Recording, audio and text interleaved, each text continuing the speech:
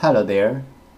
This video we are going to talk about Seagate Backup Plus Slim Portable Hard Drive Repair and Data Recovery.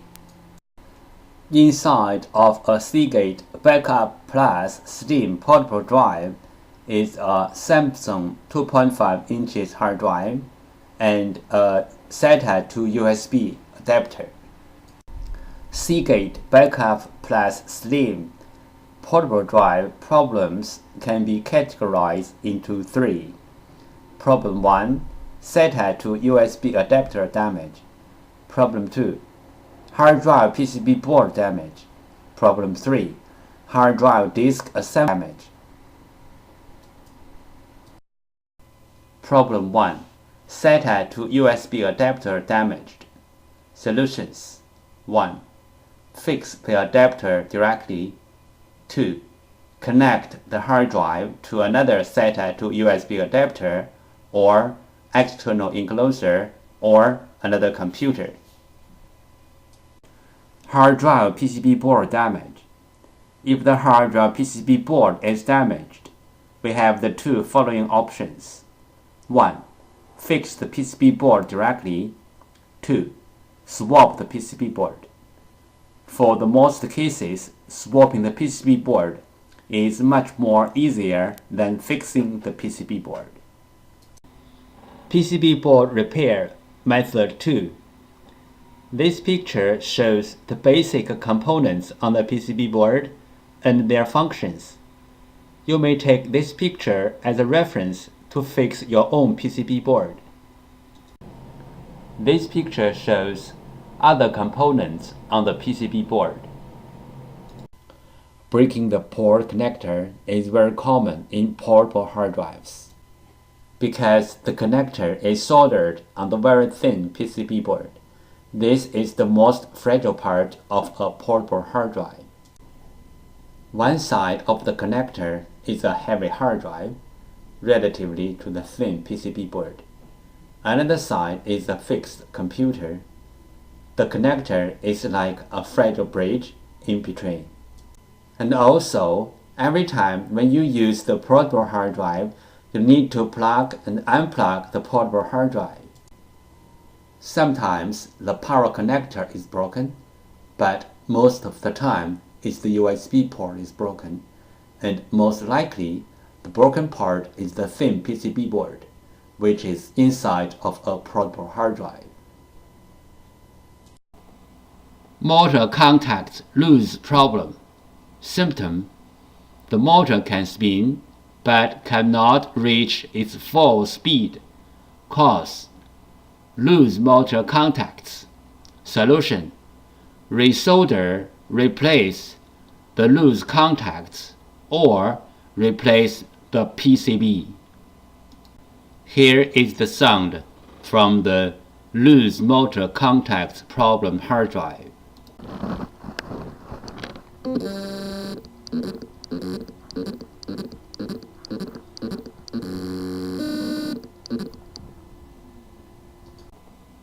Motor contacts loose problem. Symptom: the motor can spin but cannot reach its full speed. Cause: loose motor contacts. Solution: resolder, replace the loose contacts or replace the PCB. Motor IC problem. Symptom: the motor IC is overheat or the hard drive does not spin. Possible reason: the motor IC is bad. Solution: replace the motor IC.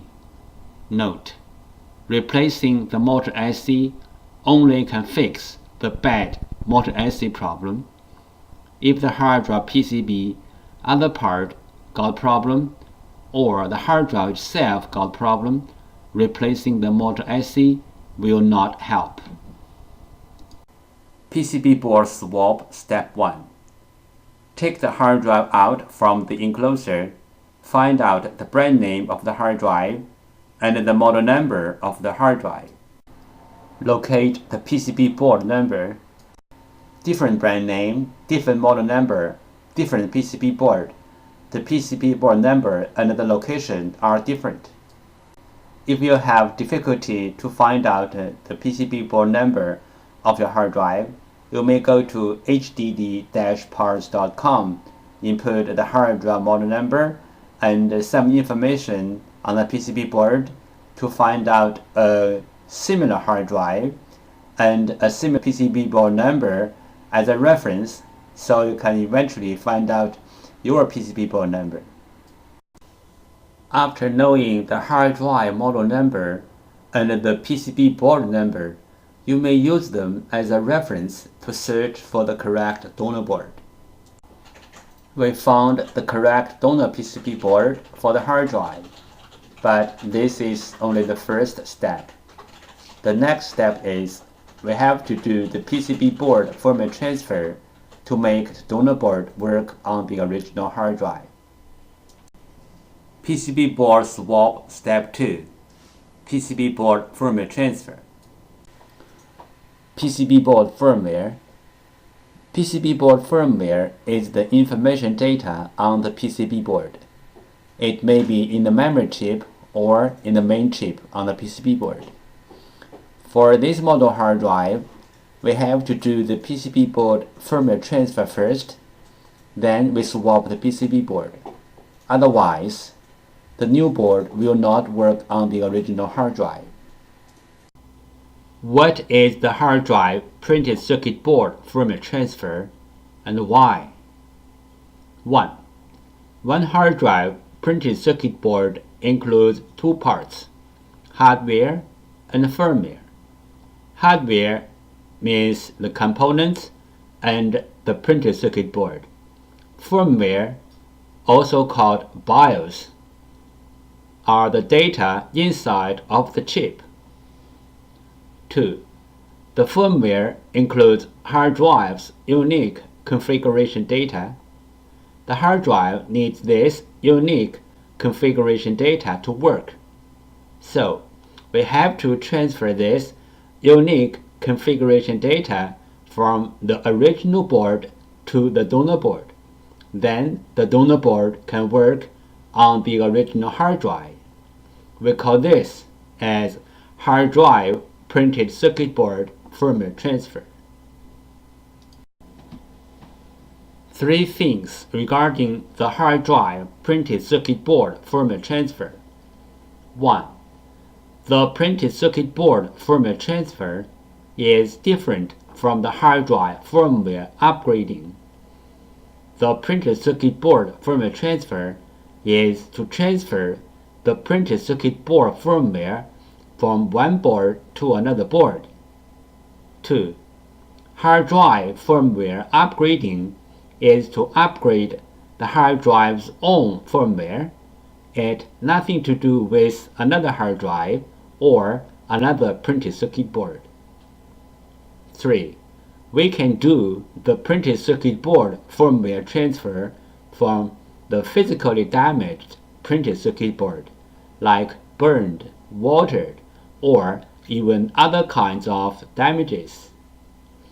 Our printed circuit board firmware transfer success rate is more than 95%. We do the printed circuit board firmware transfer for our clients for free. What will happen if we do not do the printed circuit board firmware transfer? For this model hard drive, if we put the donor board onto the hard drive without doing the printed circuit board firmware transfer, the hard drive will spin, but the computer cannot detect the hard drive. We receive many questions regarding the hard drive PCB board firmware, also called hard drive PCB board BIOS, and the hard drive PCB board compatibility. So let's talk a little bit more about this in general. Some PCB boards BIOS are in the independent memory chip, like the first picture shows. Some PCB boards BIOS are integrated into the main IC, like the second picture shows. Most of the modern hard drive PCB boards need to do the BIOS transfer before swapping the PCB board. Even the donor boards are identical with the original boards in hardware. We have to transfer the BIOS from the original board to the donor board. Then the donor board can work on the original hard drive. The third picture shows some of these PCB boards. But there are some hard drive PCB boards do not need the BIOS transfer. As long as the donor boards are identical with the original boards, you can swap the boards directly. The fourth picture shows some of these kind of boards. If you have any questions, such as how to find a donor board, if your board need to do the BIOS transfer, where is the BIOS of your PCB board, how to swap your PCB board, please go to www.hdd-parts.com to check it out, or you may take pictures of your hard drive and the PCB board and email to us. We will give you the correct answer. This picture shows how can we help you to find the donor PCB board for your hard drive. 1. Use your cell phone to take pictures of your hard drive and its PCB board. 2. Email the pictures to hddparts@gmail.com. 3.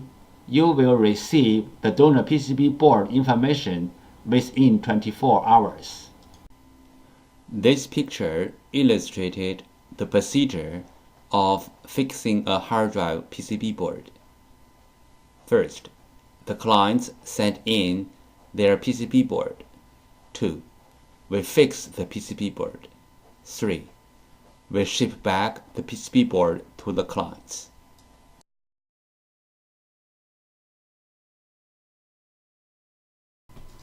There are some simple ways to recover data from a hard drive.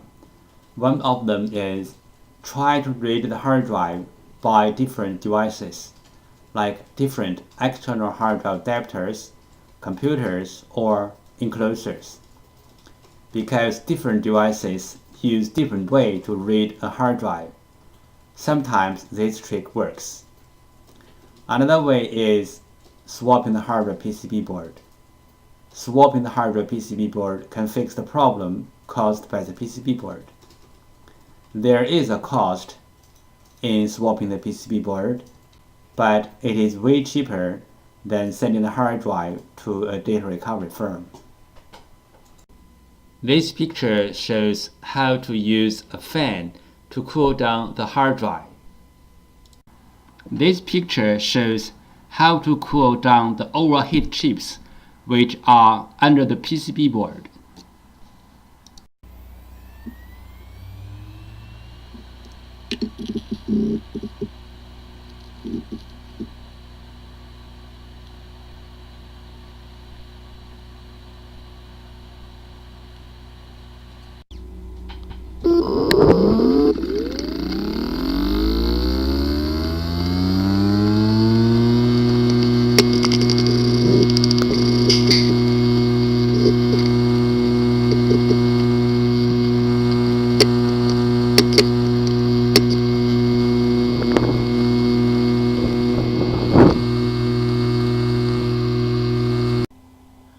Common disk assembly problems.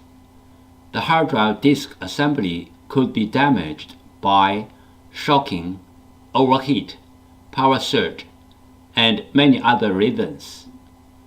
The common symptoms of disk assembly problems are: 1. The hard drive makes clicking, buzzy, or any other weird sound. 2. The hard drive does not spin. 3. The hard drive spins, but not detectable. 4. The hard drive is detectable, but with wrong size and not accessible. This picture shows the procedure how we do data recovery for our clients. First, the client sends their hard drive to us. Second, we do data recovery. Third, we ship back the data to our clients.